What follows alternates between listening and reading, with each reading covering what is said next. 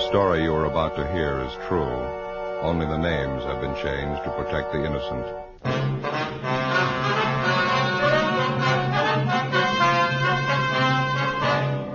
You're a detective sergeant. You're assigned a robbery detail. A man is pulled from his car on a deserted street.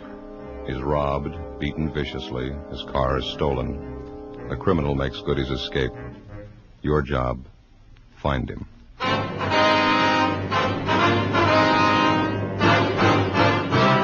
Dragnet, the documented drama of an actual crime. For the next 30 minutes, in cooperation with the Los Angeles Police Department, you will travel step by step on the side of the law through an actual case transcribed from official police files. From beginning to end, from crime to punishment, Dragnet is the story of your police force in action. It was Monday, July 9th. It was warm in Los Angeles. We were working the day watch out of robbery detail. My partner's Ben Romero. The boss is Thad Brown, chief of detectives. My name's Friday. It was 9:55 a.m. when we got to the Stacy Hollywood department store. Personnel department.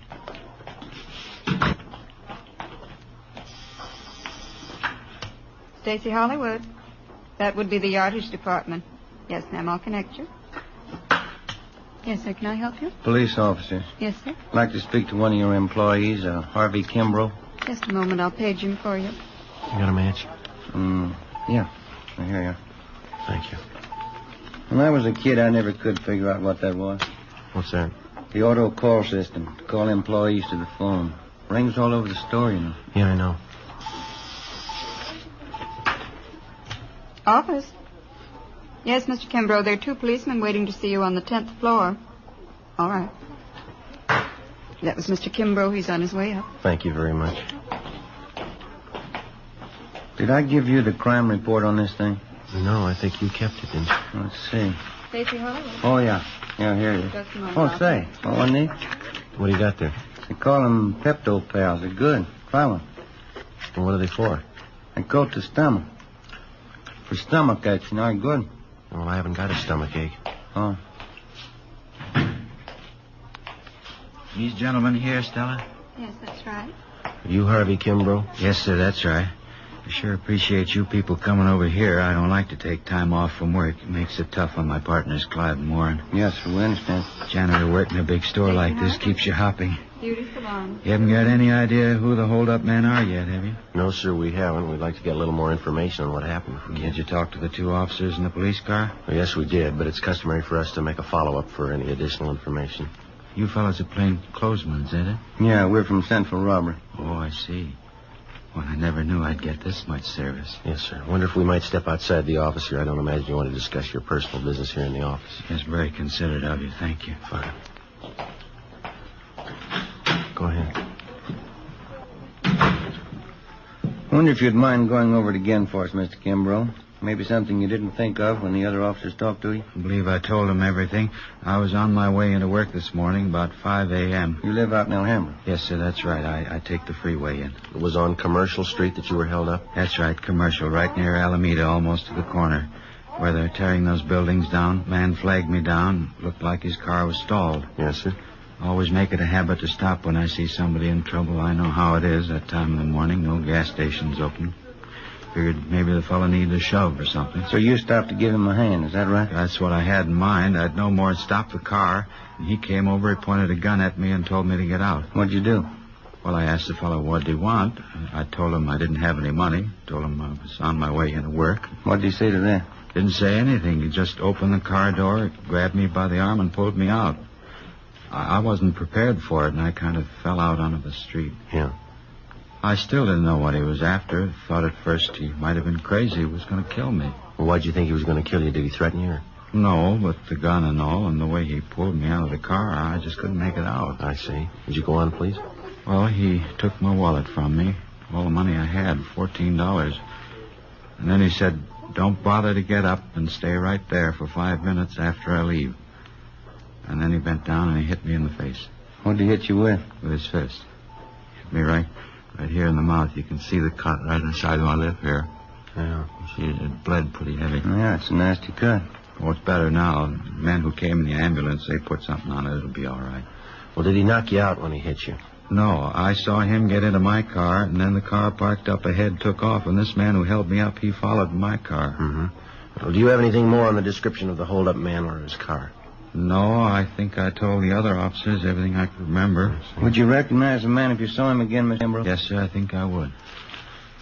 Well, your car is a blue 1948 Dodge sedan, right rear fender damaged. Is that correct? Yes, sir. Any other identifying marks at all? No, sir, that's about the size of it.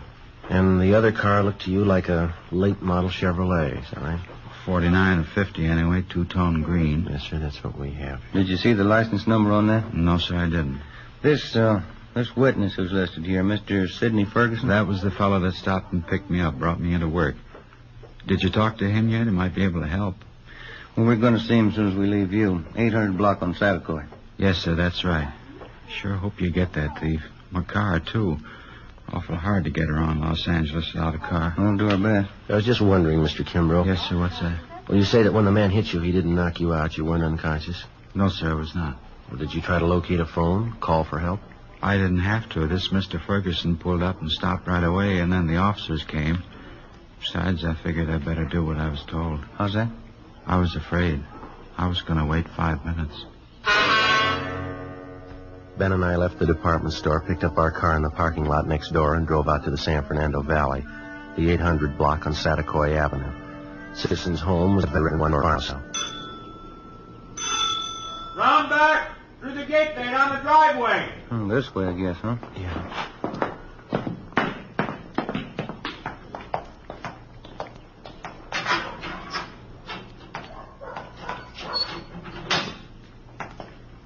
Hi there. This is the Ferguson house. Yes, sir. We're looking for Sidney Ferguson. Surely, I'm Sidney Ferguson. Police officers, Mr. Ferguson. About that holdup this morning out on Commercial Street. Yes, sir, that's right. This is Sergeant Romero. My name's Friday. Happy New Year. Excuse my wet hand. Been cleaning out my tanks. Yes, sir. You fellas work out at City Hall? Yes, we do. Wouldn't happen to know a John O'Grady down there. Narcotics Division.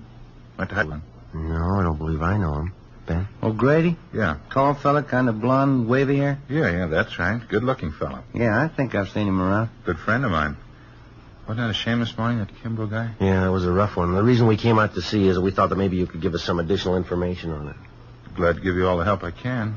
I'd like to see you get that holdup, man. Mind giving us a rundown on what happened this morning? Not at all. It's around 5 o'clock this morning. I'm not usually up that time in the morning, but I was on my way back from Monterey Park. Generally try to make it down there at least once or twice a month. Go down to see Jack Robinson and a chorus friend I have down there. We swap fish. Yes, sir. I was on my way back, coming down Commercial Street, when I saw this man sitting on the side of the curb. Looked like he was hurt to me. I see. Wouldn't have noticed it, probably. It was pretty dark, but those two cars pulled out, one right after the other. Seemed to be in a big hurry. You pulled up to give Kimbrough a hand? Yes, I did. Of course, when I got close enough, I could see the guy had been kicked in the teeth. Bleeding pretty bad.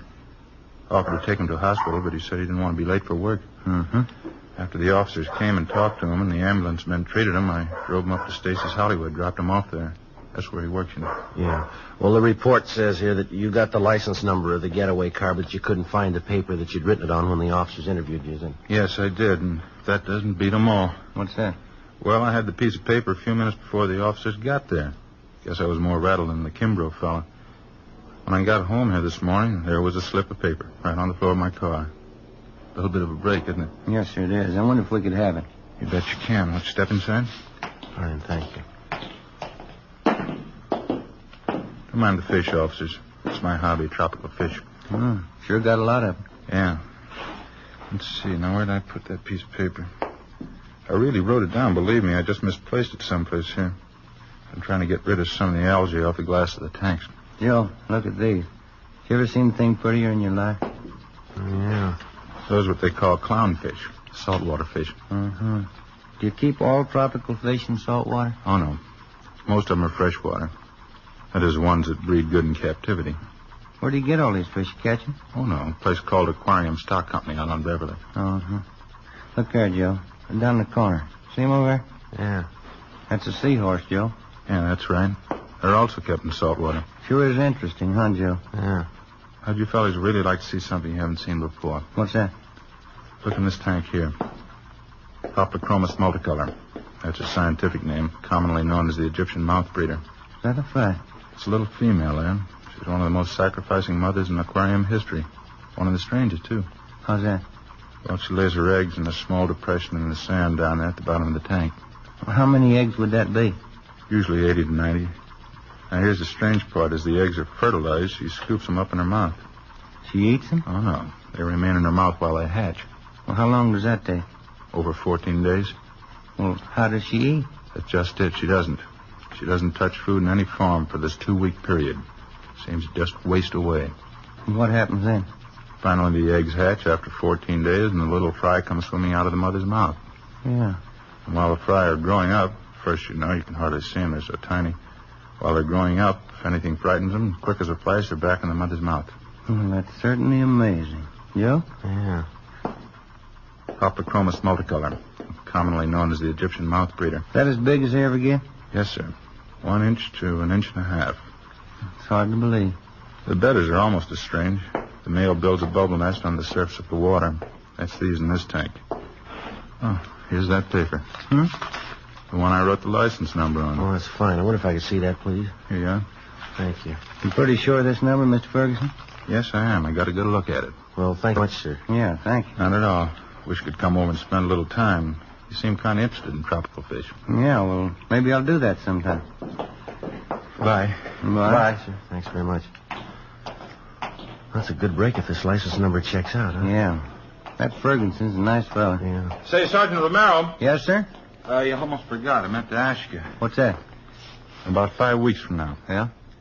How'd you like a nice pair of baby Egyptian mouth breeders?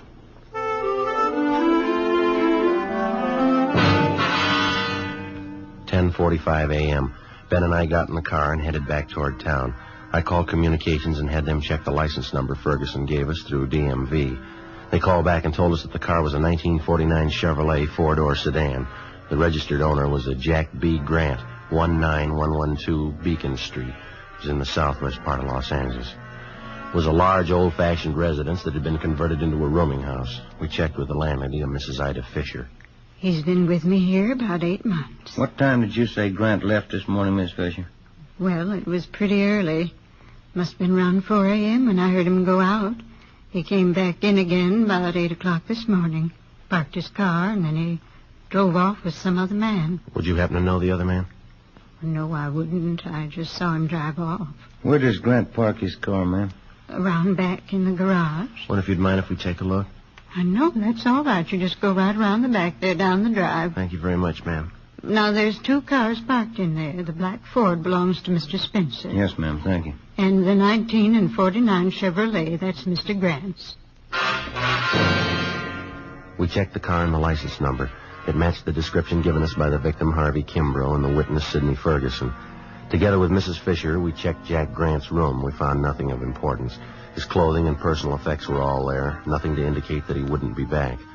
We told the lady that we're placing the house under surveillance, and if Grant should return, not to say that we'd been there. She agreed and offered further assistance.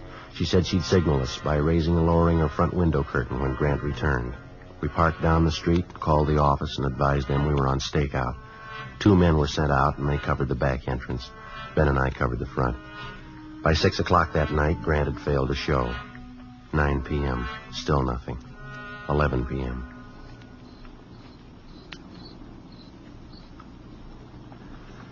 What time did they say that relief team was coming out? Around 11 sometime. Chandler and Ricketts, huh? Yeah, I guess so. Oh, I sure am stiff. Feels like needles all over my body. Been about 12 hours, hasn't it? Yeah. Just like driving up to San Francisco.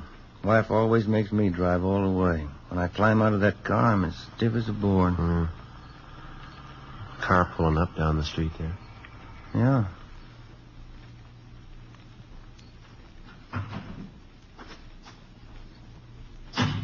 Mm-hmm. That's Ricketts.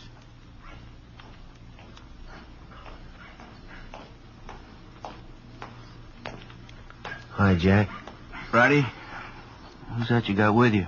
Same guy that bought you your lunch yesterday. Stop bragging. That's the house right up there. Yeah, that's right, the green and white one there. No sign of them at all, huh? No, nothing. Well, you guys want to take off? Yeah, I guess you can make out Ricketts. You got Chandler with you. I feel sorry for you, Friday, drawing this guy for a partner. Well, after 7 years, he kind of grows on you. I'd like to check out the landlady before we take off. Her name's Ida Fisher, Jack. Right, Joe. Let's go, Jim. Yeah. See you later, Jack. Say hello to Chandler. Right, Ben. That Ricketts. Sure is a rib staker. Yeah. Front room lights are still on.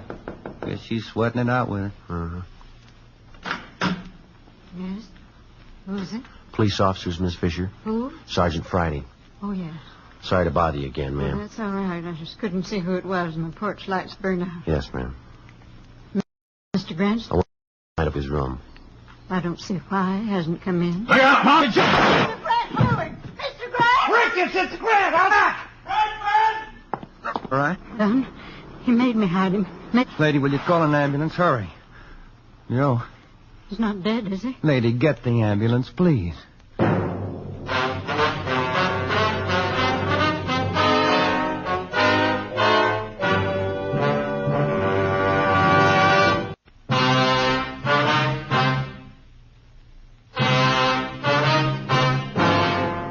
Monday, July 9th, 11:28 p.m. The ambulance arrived and Joe was taken to Georgia Street Receiving Hospital. His condition was critical. Despite the fact that the other men on stakeout at the house had closed in as quickly as possible, Jack Grant somehow succeeded in jumping out a side window and making good his escape through a maze of neighboring backyards. The men at the scene began a search of the immediate area. I called in and communications got out a broadcast on an APB.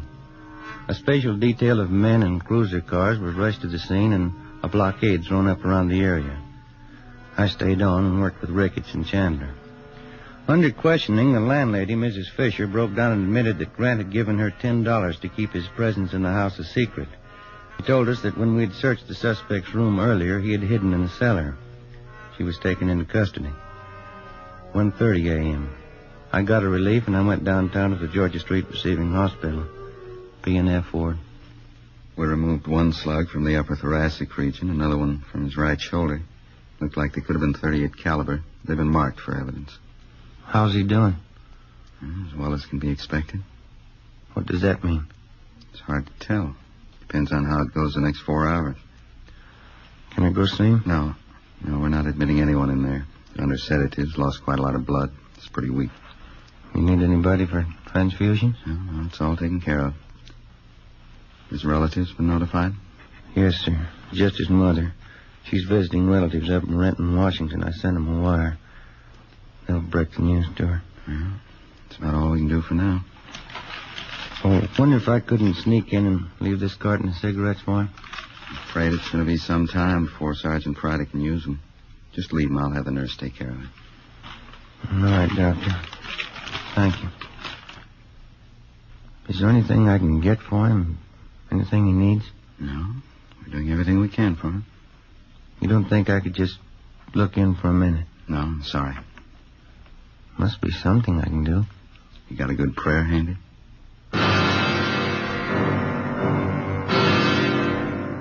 2 a.m. I left Georgia Street Receiving Hospital and drove back to the scene of the shooting. The search for the suspect, Jack Grant, was still going on. The neighborhood was checked and rechecked. Everything possible was done to find the man who had shot down Sergeant Joe Friday. It's been said that a police department goes all out, doubles its efforts to run down a criminal who attacks a police officer. It's true, but most people aren't aware of the reason. Certain elements you to believe that the police officer places the safety of his fellow officers above that of the citizen. This isn't true. His first day at the academy, the cadet peace officer is taught this basic fact. If a criminal would shoot down the armed police officer, he wouldn't hesitate to shoot down the unarmed citizen. 3 a.m. I finally located Lieutenant Jack Ricketts at the corner of Coronado and Beacon Street, 7 blocks from the scene of the shooting. How is he? Not too good. Depends on the next 4 hours. What are his chances? I didn't ask. Well, we're not getting any place here. Nothing at all? Nothing. Something's got to break. Chandler's still downtown. They're combing through Grant's package down at the I Bureau. They come up with anything? Not the last time I checked, about 40 minutes ago. Got any ideas? Fresh out. You? Couldn't have gotten far. Not this soon he couldn't.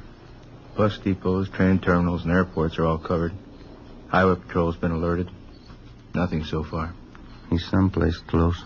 He's got to be. I think he's holed up in town, too, but where? Yeah? He's in a jam. He's had good publicity. A lot of his friends are going to hide to welcome that. Maybe that narrows it down a little. Maybe. Let's find him. 3:30 a.m. Jack Ricketts and I got back to the city hall. We went directly to the I Bureau. Chandler and Powers had sifted through Jack Grant's package. They'd drawn up a list of all Grant's known friends and associates. There were 22 names on the list. 3 of them were in San Quentin Penitentiary. 2 of them were doing time at the county work for him. That left 17 names on the list. Further checking showed that 5 of them had out-of-state addresses. 12 names. The list was split down the middle. Ricketts and I took 6 names, Chandler and Powers 6. Of the 12, with the exception of 1, all names had appeared in police blotter in the past 8 years. Raymond Weller, Peter Denton, Horace Phillips, Henry Breen. Ricketts and I checked them. Some were in bed, some hadn't been to bed. We were reasonably sure none of them knew the whereabouts of the suspect. I called Georgia Street to find out about Joe. They told me no change in his condition. 4:55 a.m.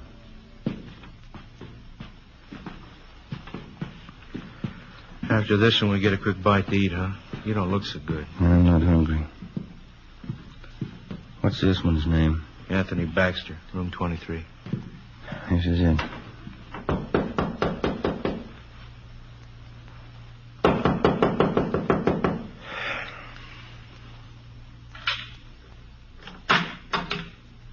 Yeah. Anthony Baxter? Yeah. Police officers. We want to talk to you. It's a fine hour to get a guy out of bed. You always sleep with your clothes on? Let's step back there in the room. Hey. What's going on? You a friend of Jack Grant's?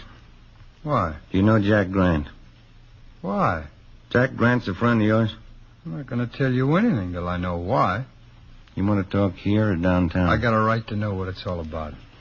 Get your hat and coat. You just want to know if I know Jackie Grant, is that all? You want to get that coat and hat? I know Grant. Where is he? I don't want to get mixed up in anything. You're mixed up in it already. You know him. You know, that's the trouble with you guys. Guy tries to walk the straight and narrow, and you guys come around and try and push him into a corner. Where's Grant? Look, I've been in jail, and I did my time. You haven't got anything on me. Baxter, let's get this straight. We're not after you. We're after Grant. We didn't come here to push you around. We don't want you to push us around. And where is he? I'm going to tell you something. I don't like being talked to this way, and I'm not going to stand for it. I got certain rights, and I'm going to stand on them. No, you listen to me. A friend of mine's lying in the hospital because of your pal Jack Grant. He put 2 bullets in him. Now I'm tired, and I'm out of since where is he? Where is he? All right, Ben, it's all right. It's the last time around, Baxter. Tell us where Grant is or we go downtown. Come on, quick. Hotel Filbert, room 605. 5:27 a.m. We located the Filbert Hotel on North Crocker Street. On the way over, we called in and told them what we'd found. Chandler and Powers met us outside the hotel. They took up their position. Ricketts and I checked with the desk clerk and confirmed that the suspect was in room 605. He was registered under an alias. We took the elevator to the 6th floor. Room 605 is directly across from the elevator.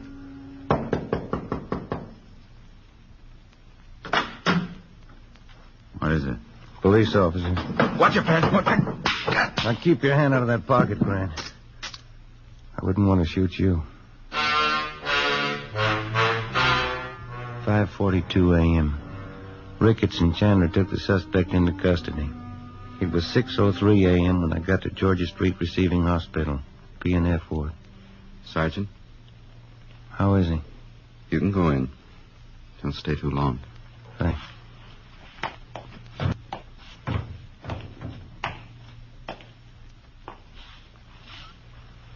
Hi, Joe. Hi. You look tired. How you feeling? Oh, I'll do. How'd it go? We got Grant. You look tired. You been working straight through on it? Yeah. Anything I can get you? No. Guess I better hurry up and get out of here, huh? Why? Well, we still got that stolen car to find.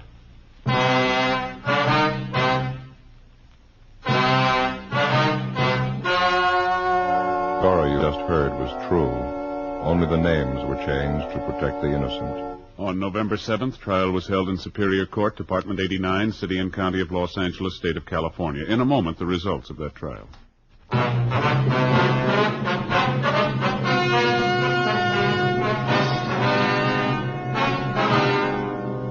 Jack Grant was tried and convicted on one count of assault to commit murder. He and his accomplice were convicted on several counts of first-degree robbery. Assault to commit murder is punishable by imprisonment from 1 to 14 years. First-degree robbery by imprisonment from 5 years to life. The landlady, Ida Fisher, was placed on probation.